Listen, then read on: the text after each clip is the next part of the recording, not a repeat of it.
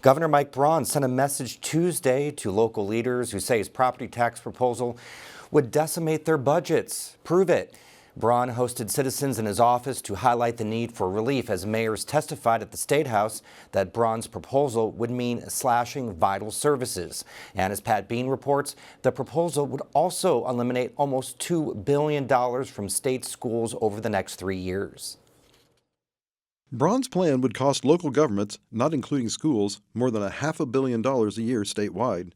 Local leaders like Terre Haute Mayor Brandon Sackbun say there's no way to avoid cuts to public safety. Police and fire salaries are 82% of our general fund. Carmel Mayor Sue Finkham says communities have used growing property tax revenues to meet rising costs. For example, since 2020, the cost to repave a mile of road has surged 43%, and emergency medical response costs have jumped 33%.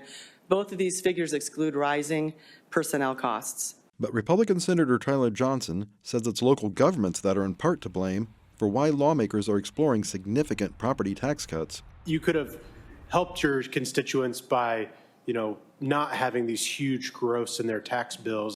Franklin resident Mark Gross says his property taxes have increased about $200 a month over the last decade. He says he's frustrated that local governments don't seem to need the same fiscal discipline he has to use. County taxes, I guess, is what we're really looking at, has a blank check, so to speak, to just keep saying we need more money, we need more money. The proposed property tax relief bill would also impact local school districts whose largest source of revenue comes from property taxes. Under the bill, public schools stand to lose more than $1.8 billion between 2026 and 2028. Braun says school districts who say they need a stream of property tax revenue to thrive should prove it. Prove it. Prove it that you didn't salt away a lot, that you didn't overburden the taxpayer. Monroe County Community Schools says it expects to receive just under $74 million in property tax revenue for 2025. But under the proposed tax cut, MCCSC would lose a little more than $10 million in property tax revenue in 2026 and almost $14 million in 2028. Bartholomew County Schools would lose $6.5 million in revenue in 2026, and Vigo County Schools would lose almost $3.5 million.